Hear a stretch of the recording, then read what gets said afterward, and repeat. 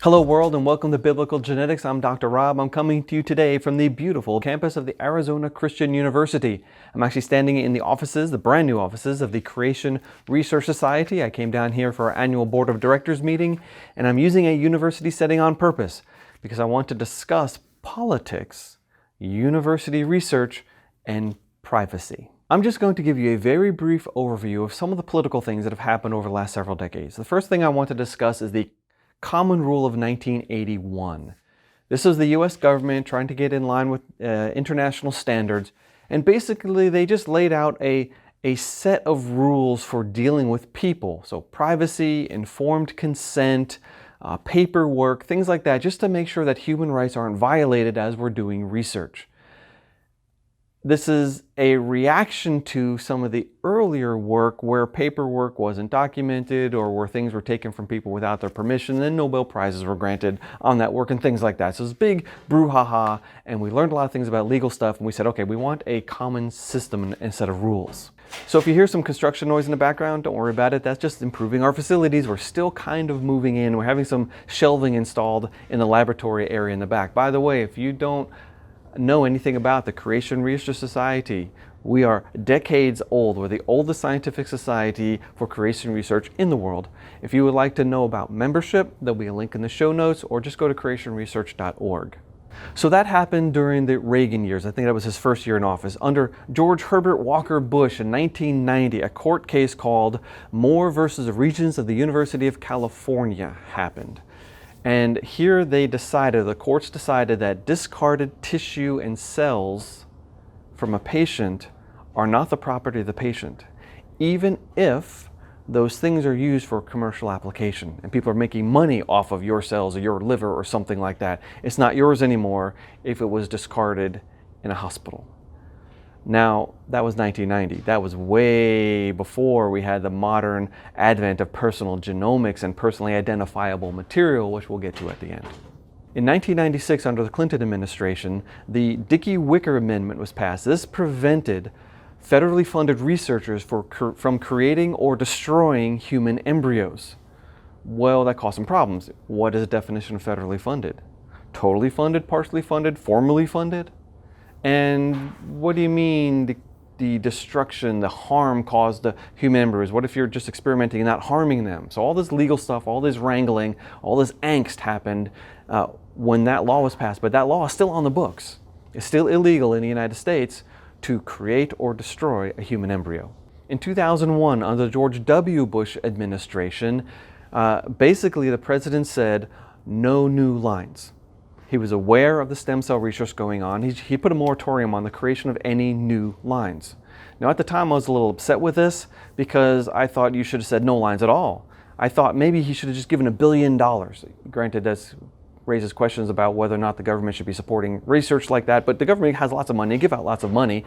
So I said they should give $1 billion to adult stem cell research. And we would be the kings of the adult stem cell world. And in the end, I don't think the world could have condemned him for that, because he made a moral decision and followed up with good science. And in fact, in retrospect, that would have been an excellent decision because most of the advances in cellular research of this nature had been done with adult cells and not with fetal cells. Now, George W. Bush had an excellent quote. Let me read that to you. He said, "Embryonic stem cell research is at the leading edge of a series of moral hazards." Now, I would refer you directly to my prior episode of Biblical Genetics, Embryonic Fetal Cell Research, Part 3, Ethics. Yes, the leading edge of a huge number of moral hazards. At the time, there were 60 to 70 cell lines that were in existence already, so you could get federal funding for working on those, but most of those weren't very practical. There's about 20 or 21 that settled that when the dust settles, okay, these are the ones that researchers wanted to use. But they were a little angry because, one, they couldn't continue research. They couldn't put new cell lines. They couldn't get more ethnically diverse cell lines. That was a big problem. I mean, what good is studying things that occur in, African Americans if most of your cell lines are European derived? Interesting question. But the spillover effects of these governmental decisions were profound. Governments don't do things in a vacuum. There's no zero-sum game. When there is a reaction, there's always a counter-reaction. And so one thing that happened after this Bush proclamation is that inducible pluripotent stem cell research took off. Now, inducible means you can make something happen. Pluripotent means you can change it into anything. So if you have an inducible pluripotent stem cell, you can actually make a human being. If maybe you could take a skin cell and make it into an iPS. My first episode in this series, I discussed exactly that. And when I said that researchers are on the edge of being able to create human beings from adult stem cells. Human adult cells to pluripotent stem cells to embryos, which could then be implanted and grow a baby. A second thing happened, and this is even more profound. Because of the limitations on federal research, multiple universities started canvassing money, hundreds of millions of dollars, to set up private research institutions that don't have any caps placed upon it by the government. Just Harvard, one university, in 2004, so only a couple years after that rule for George W. Bush was enacted, they announced a new initiative where they were setting up a foundation to raise $100 million, which would include hundreds of researchers across all their various campuses and hospitals to do fetal cell research. And Harvard is not the only university that jumped on that bandwagon. We're talking about dozens of universities, hundreds of millions of dollars probably each. We don't know where they're getting their stem cell lines from. Yes, the US government has been caught buying abortion products for researchers to use. That is, people with federal grants have been buying abortion products to use in research. That might be where some of this is coming from, but in this case it would be private money doing that. But the fertility clinic industry is a huge contributor of embryological material that is being used in private foundations. We don't know how many there are. But in 2009, President Obama reversed the decision made during the Bush years, completely opening up the spectrum. Now, he also imposed a tracking registry where he said, okay, we're going to have a lot more cell lines. You can make new ones according to these new moral guidelines, ethical guidelines, but we're going to actually have them on a website. And so the NIH Human Embryonic Stem Cell Registry is online and anyone can go see it. Now, you remember a couple episodes ago where I talked about 5 cell lines that are being used? Yeah, that was the classic cell lines. On the Human Embryonic Stem Cell Registry, there are 485. The ones that are in private research institutions are in a black box. We have no idea how many lines, where they came from, and what they're doing with them. Okay, let's put all that politics aside and let's talk about something even more important, and that is privacy. Privacy issues might be the wedge that we can use to drive the politics out of this situation. I know from some of the things that the policymakers have said and the positioning that the industry has taken lately that they understand that there's a problem specifically with the older cell lines. Permissions might not have been granted, some of the documentation might have been lost or might not hold up in a modern courtroom. So they know that they might lose control of some of the older cell lines, and that's one reason why they're trying to move to new cell lines. But the public doesn't like the idea that children are being murdered and then that murdered child product is being turned into some industrial product or a medicine.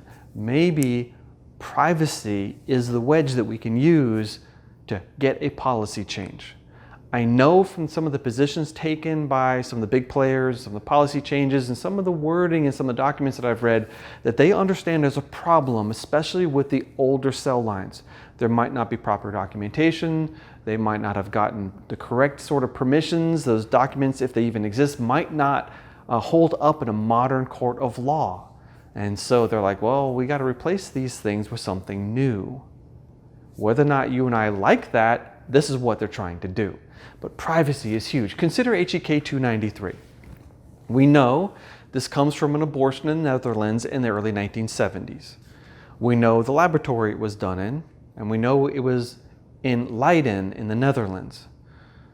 We also know from some of the information that's been produced on the cell line over the years, a lot of genetic information about the baby that this was taken from. HEK 293 has the mitochondrial group U5A1A. Well, mitochondrial group H is the most common in Western Europe. U is, let's see, I have all the statistics here. U is 11% of the Western European population. Well, given the population of the Netherlands in 1971 of 13.12 million people, that's only 300,000 women would have had that mitochondrial group. So we've restricted now down to a pool of only about 300,000 people, women specifically. But it's not just U, it's U5. That's only 7% of the people. But it's U5A, that's only about 5% of the people. U5A1A may be about 3% of the population.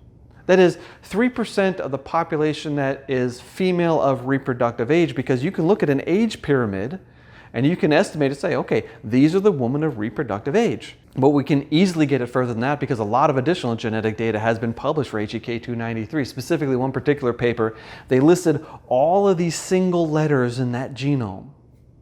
Well, wait a minute. If you have a variant that's only found in like 5% of the population, well, if it's carried in that person, that's 80,000 times 0.05. You only need 4 or 5 of those sort of things to get down to a single person.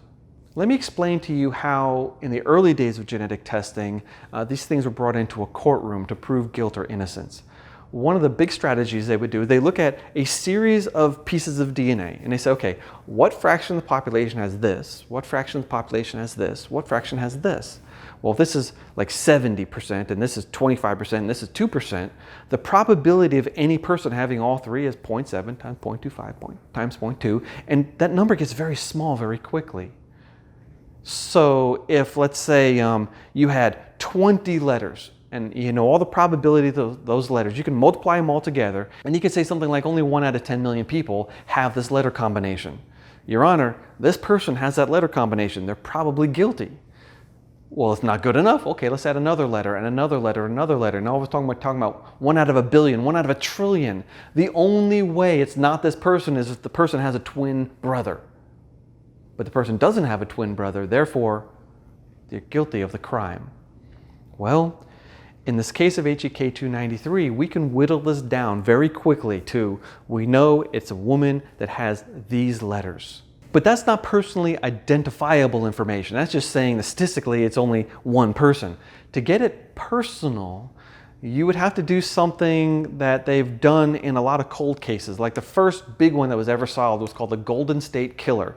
I'm not going to mention the person's name. All I'm going to say is that this person lived in California and they were a wicked, disgusting, horrible individual that killed a lot of people and raped a lot of women and left DNA behind. And so decades later, some researchers, brilliant people, they took the DNA, they looked at the letters, they worked up a genetic analysis and submitted it to a website called GEDmatch.com. Now, GEDmatch is a website where anyone can load their own personal DNA onto the website. So if you go to 23andMe.com or Ancestry.com, you get your ancestry report where you can also download your DNA and then give it away for free to this website. Well, that's fine because most of the time it doesn't matter unless you're trying to hide, like you're a murderer and you know your second cousin has submitted DNA to GEDmatch.com. That means they can identify your second cousins. And then by using pretty easy genealogical software, you can build a family tree and say, oh, this person right here is the only male that's a second cousin to this person. Let's go look at this person. That's what they did. They got a warrant. They followed the guy around. And I think what they did is they grabbed the coffee cup that he had thrown into the trash. They swiped it, and it was a genetic match to the crime scene evidence. And the guy was caught and arrested, and he'll be in prison the rest of his life. It would be possible to work up such a thing for fetal cell lines. Meaning,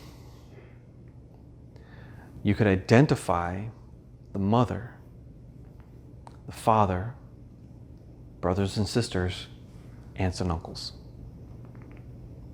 This is terrifying. I wouldn't want to be that woman. I wouldn't want to be all of a sudden have the world pounding on my door, asking me for interviews or people throwing rocks at me or anything like that, because this could happen. Now, I wouldn't normally say anything like this, but I know that people in the industry understand this. And if I thought of it, I'm probably not the first person to think of this, but someone could pull a WikiLeaks, someone could pull a they could set up a laboratory, either a fake laboratory or a real laboratory, and they could request samples of all these different cell lines, and they could genetically analyze them and then release them. Now, you have to sign waivers when you get these things, but I'm guessing that you could probably get them in a lot of different ways, or maybe in a country that doesn't have the laws that we have.